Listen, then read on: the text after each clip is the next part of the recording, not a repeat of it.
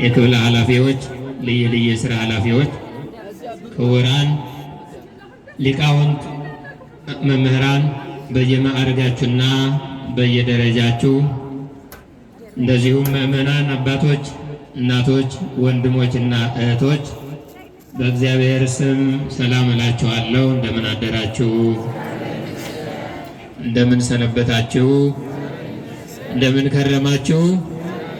የቸርነት የይቅርታ የምህረት ባለቤት አምላካችን እግዚአብሔር ሆይ ጊዜውን ባርከ ቀደሰ በሰላም ለዚህ በዓል መድኃኔ ዓለም የመብዓ ጽዮን የጻድቁ አቡነ መብዓ ጽዮን ሀብተ ማርያም በዓለ ንግሥና ክብረ በዓል በሰላም ያደረስከን ክብር ምስጋና ለአንተ እናቀርባለን።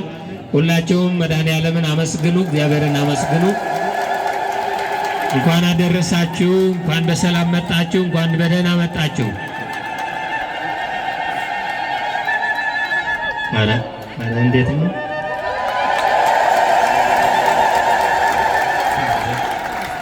እልልታ ላስተምር እንዴ? እኔ እንዴት ነው? አዎ ወንዶችስ? እግዚአብሔር የተመሰገነ ይሁን። እግዚአብሔር በእልልታ ይመሰገናልና ለበዓሉ ታላቅነት ምስጋና ማቅረብ ይገባል። ብፁዕ አባታችን ሊባርኩን በመካከላችን ስለተገኙ እንኳን ደህና መጡ፣ ደስ ብሎናል በሏቸው።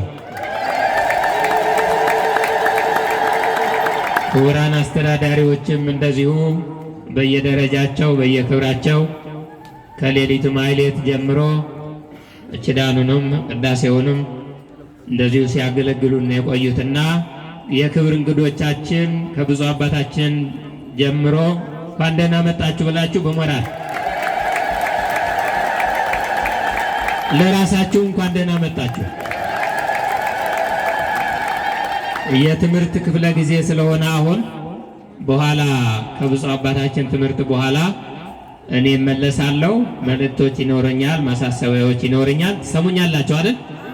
እግዚአብሔር ይስማችሁ፣ እግዚአብሔር ይጠብቀን፣ እግዚአብሔር ይባርከን።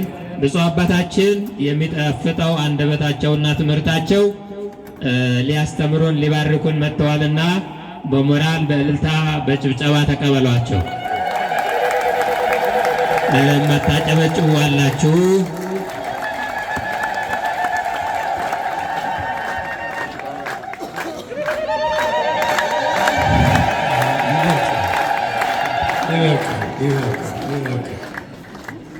ጭብጨቦ መብዛት በውስጥ የክርስትና ጭብጨቦ ውስጡ ችግራችሁ እንዲወገድ የውስጥ ነው። ይሄ የውጩ የቀበሌ ነው። አዎ የመጣን በውስጣችን ያለውን ችግር በውስጣችን ያለውን ስሜት ለመድኃኔ ዓለም ለመንገር ነው። መንፈሳዊ ነገር ውስጥ ነው፣ ውጭ የለውም እና ስለዚህ እልል ማለቱ በመጠኑ ደግሞ አጨብጭቡ ሲሏችሁም ትእዛዝ ጭምር ስለሆነ ነው እንጂ በውስጥ ነው። አሁን የኔ ጭብጫቦ አባታችን ወይ እንድል ነውና ተዘጋጁ። ሁላችሁም ጧፍ የምታበሩ ባካችሁ አጥፉት፣ ግድ የለም።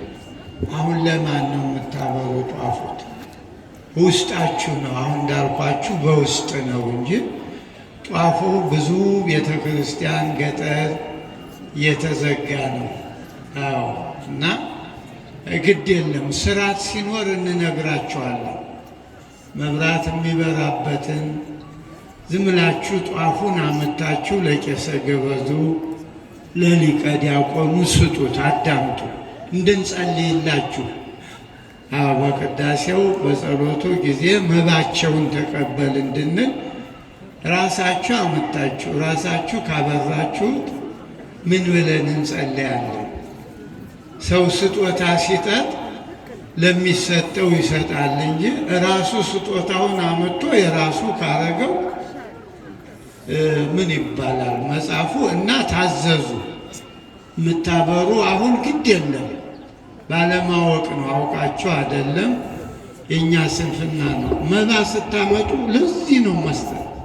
እናንተን አብሩ የሚል የለም። አሁን እናንተ የምታበሩበት ልደት፣ ትንሣኤ ጠቅላላ አብረን የምናበራበት ሰዓት አለ እንጂ አሁን ምን ብላችሁ ነው?